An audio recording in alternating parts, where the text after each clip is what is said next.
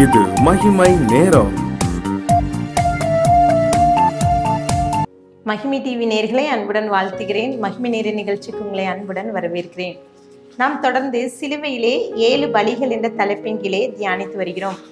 வசனம் இவ்வாறு சொல்கிறது, ரோமர் 5:18, ஆகையால் ஒரே மீறுதலினாலே எல்லா மனுஷனுக்கும் ஆக்கினைக்கு ஏதுவான தீர்ப்பு உண்டானது போல ஒரே நீதியினாலே எல்லா மனுஷனுக்கும் ஜீவனை அளிக்கும் நீதிக்கும் ஏதுவான தீர்ப்பு உண்டாயிற்று என்று அங்கே குறிப்பிடப்பட்டிருக்கிறது.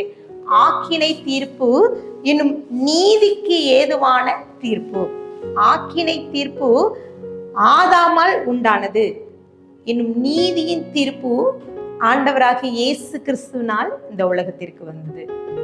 இன்றைக்கு சிலுவையிலே இயேசு நீதிக்கு பலியானார். நீதியின் பலி. இங்கே ஆதாம் அவன் செய்த கீழ்ப்படியாமையினாலே ஆக்கினைக்கு தீர்க்கப்படுகிறார். இன்னும் ஒரு வசனம் சொல்லுது, ரோமர் 5:19, அன்றியும் ஒரே மனுஷனுடைய கீழ்ப்படியாமையினாலே அநேகர் பாவிகளாக்கப்பட்டது போல ஒருவருடைய கீழ்ப்படிதலினாலே அநேகர் நீதிமான்களாக்கப்படுவார்கள் என்று சொல்லி குறிப்பிடும். அவர் ஆண்டவராக இயேசு கிறிஸ்து கீழ்ப்படிதலின் நிமித்தம் நீதியின் பலியானார். அவர் இந்த உலகத்திற்கு நீதியை கொண்டு வந்தார். பிரியமானவர்களே, இன்றைக்கு கூட அவர் நீதியின் பலியானார். இன்னும் வட இந்தியாவிலே நடந்த அந்த முற்காலத்திலே, பழங்காலத்திலே மன்னர் ஆட்சி செய்த காலத்திலே நடந்த ஒரு சம்பவம். அங்கே ஓசோ என்ற இடத்திலே மன்னர் ஆட்சி நடந்த அந்த காலத்திலே ஒரு மன்னன், அங்கே வீரசிங் தேவ் என்ற ஒரு மன்னன் ஆட்சி செய்தார். அவர் ஆட்சி செய்த அந்த பகுதியிலே அவர் இரக்கமாக, நீதியாக, அங்கு மக்களுக்கு உண்மையாக அவர் ஆட்சி செய்த காலத்திலே அவனுடைய மகன் அவரை போல இல்லை. அவன் வேட்டையாட செல்லும் போது அங்கே இருந்த துறவி ஒருவரை கொலை செய்தார்.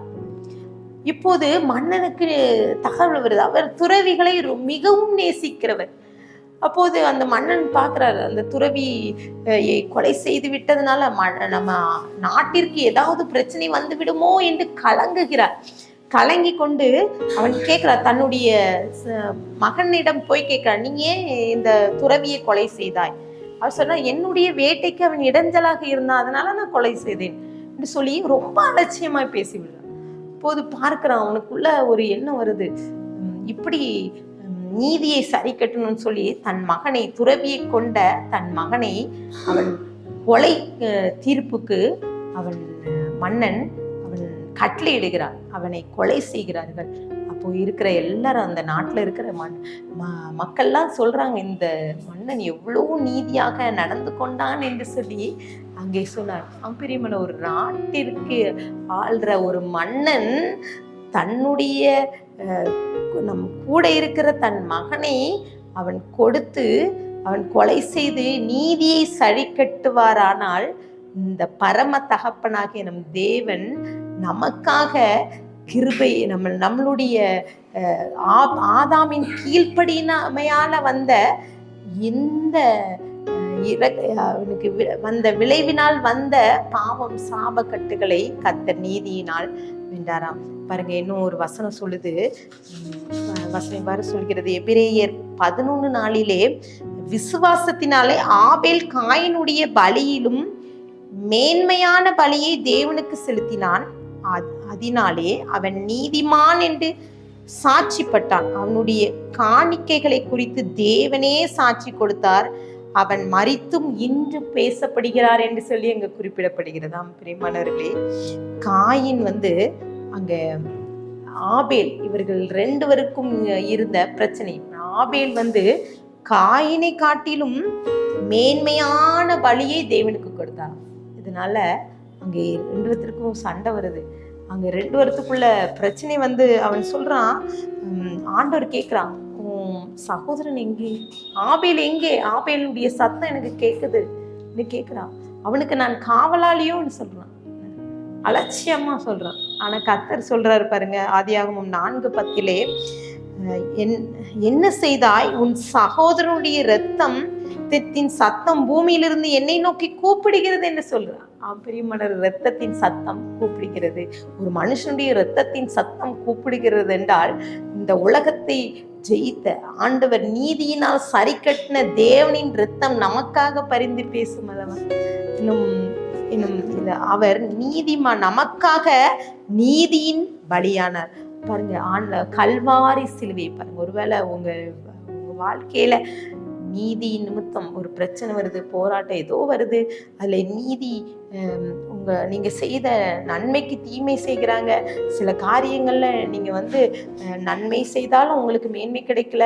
ஒருவேளை ஆபேலை போல நீங்க அறியாமையினால மேன்மையான பலி செலுத்தும் ஆண்டவருக்கு பிரியமா இருந்தாலும் உங்களை ஒருவேளை காயின் அவனை கொண்டது போல ஒருவேளை சிலர் வார்த்தையினால உங்களை புண்படுத்தியிருக்கலாம், கொலை செய்திருக்கலாம், வார்த்தையினால கொண்டிருக்கலாம். கர்த்தர் ஆண்டவராக இயேசு கிறிஸ்துவின் சிலுவையை, கல்வாரி சிலுவை பாருங்க, உங்க வாழ்க்கையை நீதி விளங்கும்படி கர்த்தர் நம்மளுடைய வாழ்க்கையிலே அவர் நீதிபதியாக, நீதிபரராக அவர் மாற்ற வல்லவராய் இருக்கிறார். இன்றைக்கு கூட இந்த வார்த்தையை கேட்டுக்கொண்டிருக்கிற நாமும் கூட ஆண்டவர் நமக்காக, அவர் நம்மளுடைய நீதிக்காக அவர் பலியானார். அவர் நீதி விளங்கும்படியாக இந்த உலகத்திற்கு வந்தார், கீழ்ப்படிந்தார். அவர் தேவனுக்கு கீழ்ப்படிந்து நீதியை நமக்காக நிலைநாட்டினார். இன்றைக்கு ஆண்டவர்கிட்ட ஒப்பு கொடுத்து ஜெபிக்கலாம். ஒருவேளை என் விஷயத்துல ஆண்டவர் நீதி செய்யலையே, எனக்கு பிரச்சனைக்கு மேல பிரச்சனை எனக்கும் எந்த ஒரு பிரச்சனையிலும் எனக்கு நீதி கிடைக்கலன்னு சொல்லிட்டு கூட இந்த வார்த்தையை கேட்டுக்கொண்டிருக்கலாம். நீங்க கல்வாரி சிலுவையை பாருங்க, கர்த்தர் உங்க வாழ்க்கையில நீதி விளங்கும்படி செய்வார். கண்களை மூடி ஜெபிக்கலாம். பிதாவே, எங்களோடு பேசியிருக்கீங்க. இன்றைக்கு இயேசப்பா, எங்களுடைய வாழ்க்கையிலே கூட இயேசப்பா நீதிபரராக, எங்களுக்கு நீதியின் பலியாக எங்களுக்காக இயேசப்பா பலியிட்டீங்க. எங்களுக்காக சிலுவையிலே நீதியின் பலியாக மரித்தீங்க இயேசப்பா. ஒருவேளை எங்க வாழ்க்கையில நிறைய சூழ்நிலைகள் எங்களுக்கு இயேசப்பா புறக்கணிக்கப்பட்ட நிலைமையில இருக்கலாம், இயேசப்பா தள்ளப்பட்ட நிலைமையில இருக்கலாம். நீங்க எங்க வாழ்க்கையில நீதி விளங்கும்படி செய்வீங்கன்னு சொல்லி நாங்க விசுவாசிக்கிறோம். உமக்காக நாங்க இயேசப்பா சாட்சியாக வாழ கிருபை தாங்க. துதிகன மகிமையெல்லாம் மக்கள் ஏறடிக்கிறோம். மீட்பு மூலம் கேட்கிற பிதாவே, ஆமென்.